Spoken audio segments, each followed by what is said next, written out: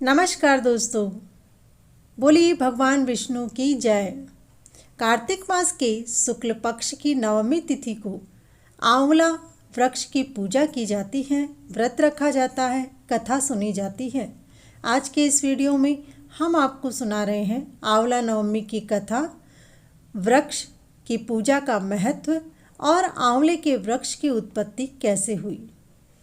दोस्तों, आंवले के वृक्ष को धात्र वृक्ष के नाम से जाना जाता है। वैसे ही इस वृक्ष के फल को अमृत फल, अमृता, आम्लकी, पंचरसा आदि नामों से जाना जाता है।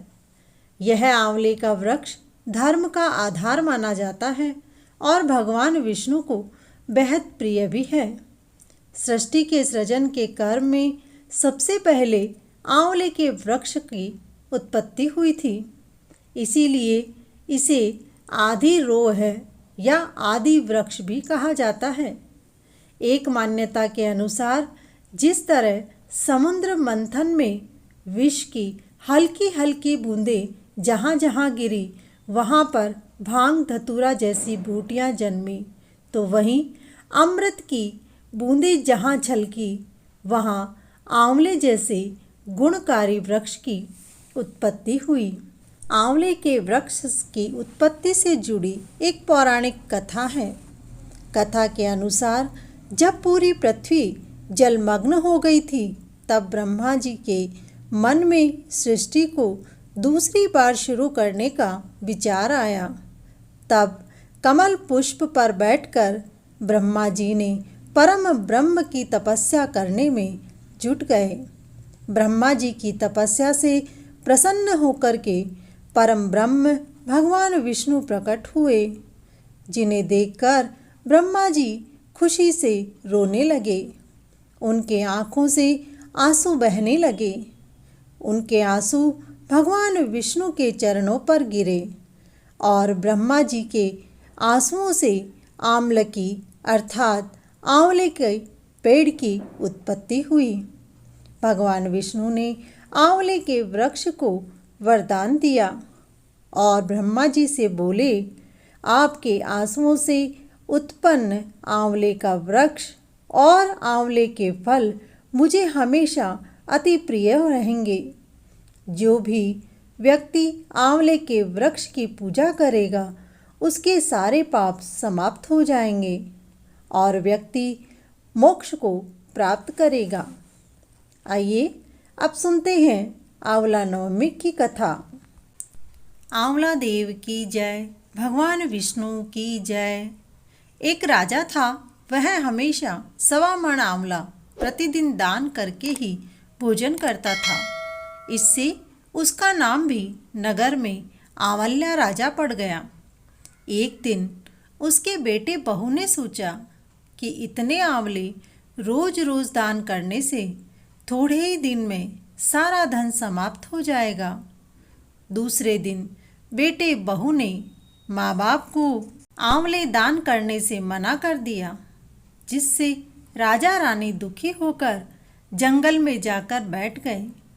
राजा आंवला दान नहीं कर सका और अपने वचन के कारण खाना नहीं खा सका। जब उसे भूखे प्यासे 7 दिन हो गए, तब भगवान ने सोचा कि जब मैं इसका वचन नहीं निभाऊंगा तो दुनिया पूजन नहीं करेगी। इसलिए रात को ही भगवान ने जंगल में महल, माले, बाग बगीचे बनवा दिए, जहाँ ढेरों आंवले के पेड़ थे। सुबह जब राजा रानी की आँख खुली तो उन्होंने देखा कि मेरे राज्य से भी बढ़कर यहाँ राजपाट हो गया है।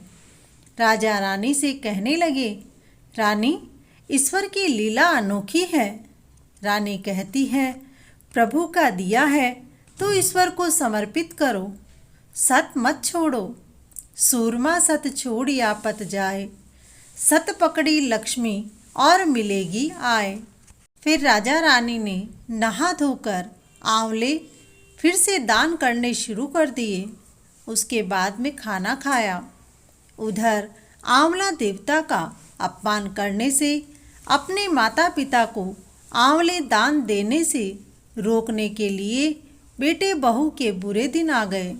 राजपाट दुश्मनों ने छीन लिया और दाने दाने के मोहताज होकर काम ढूंढते हुए अपने ही पिता के राज्य में आ पहुँचे।